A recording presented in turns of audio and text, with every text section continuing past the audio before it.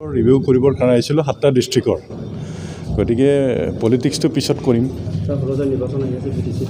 মই আজি ইয়াত ৰিভিউ কৰিবৰ কাৰণে আহিছোঁ পলিটিক্স কৰিবৰ কাৰণে অহা নাই আমাৰ জল জীৱন মিছন যিহেতু বহুত মানে ৰাইজক পানী দিব লাগে 2024 চনৰ ভিতৰত সেইকাৰণে 7টা ডিষ্ট্ৰিক্টত আমি আজি পৰ্যালোচনা কৰিছোঁ প্ৰগ্ৰেছবিলাক আমি চাইছোঁ